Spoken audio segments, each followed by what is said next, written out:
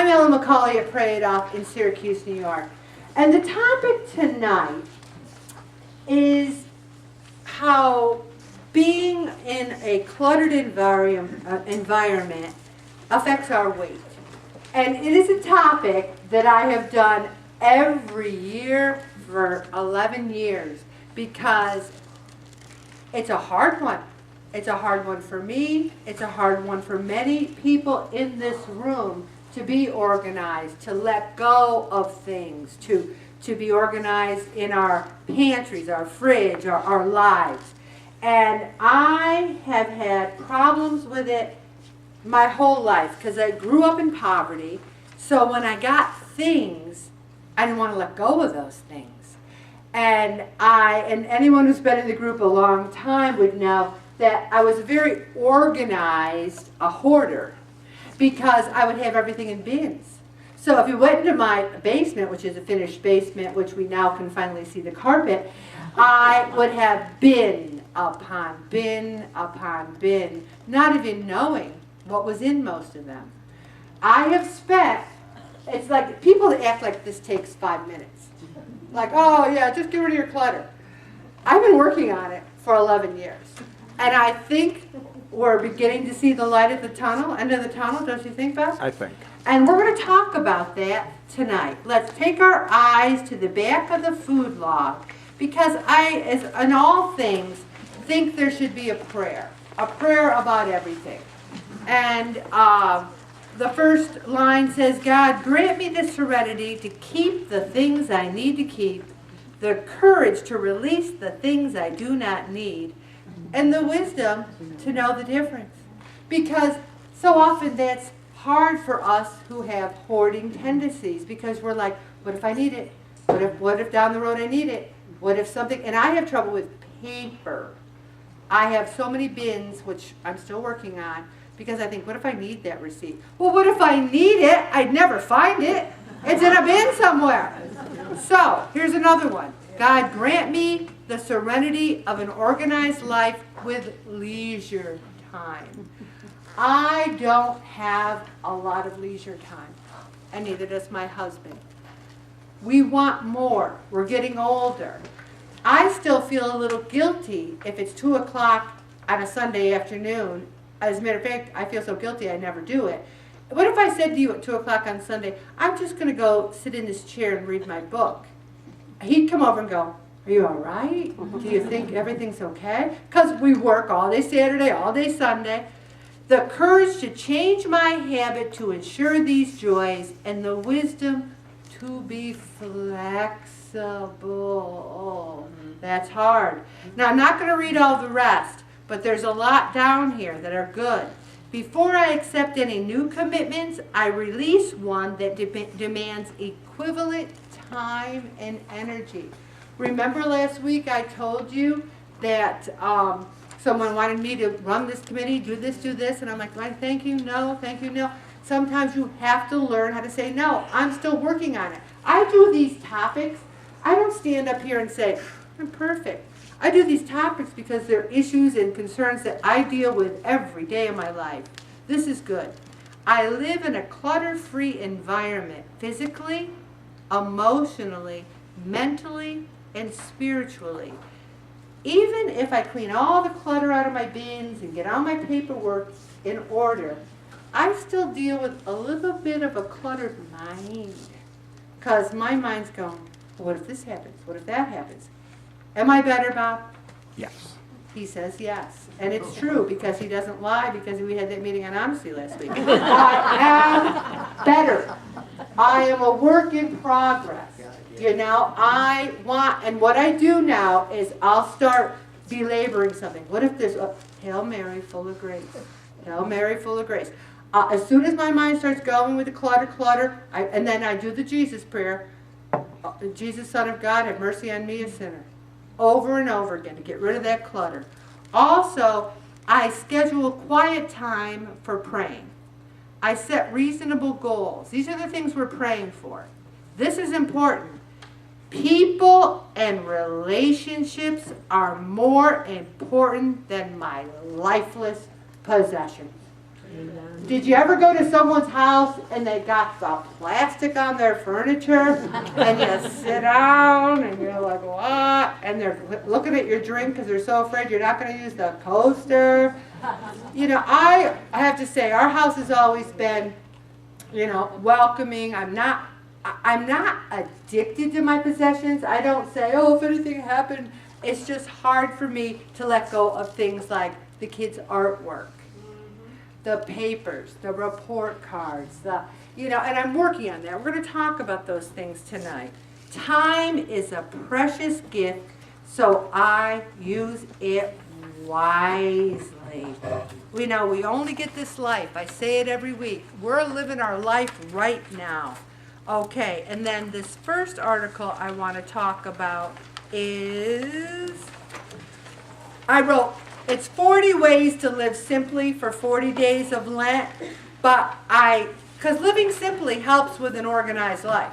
Living simply. If you're living simply, you don't have as much clutter. But I changed it to 39 ways to live simply for 40 days of Lent, because I don't want you to do number 10, which is bake a loaf of bread.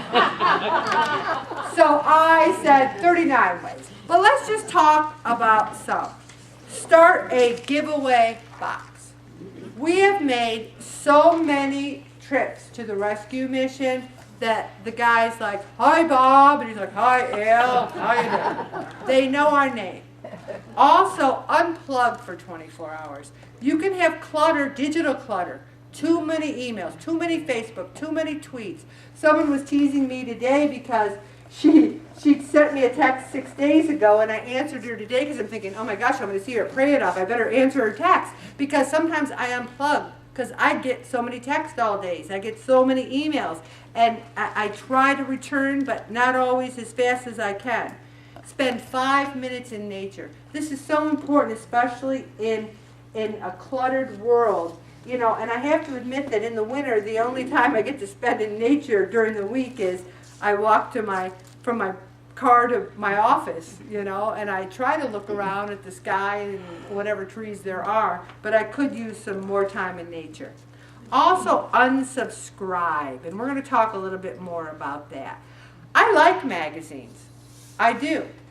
But I do not read them, and I do not subscribe to them, because when the kids were growing up, that's what they always were selling. Anyone remember? Oh, Mom, we gotta sell magazine subscriptions. And I'm like, oh, well, Woman's Day, that sounds so good. Help. Ooh. I had so many magazines. When we were starting to go through our clutter, I had magazines. This is like 2014. I was getting rid of my 1980s magazines that I said, maybe I'll read those someday. The information's still good.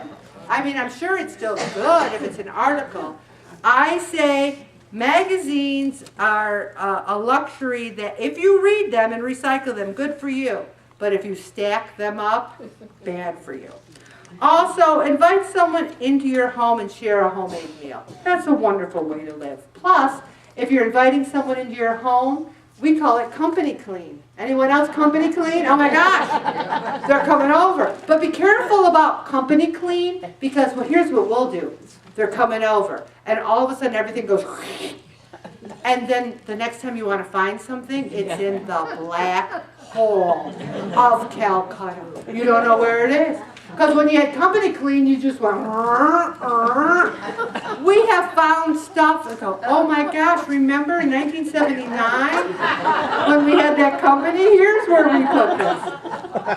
Also starting a compost. Anyone here compost? Oh, wow, wow, wow. My father was a horticulturist.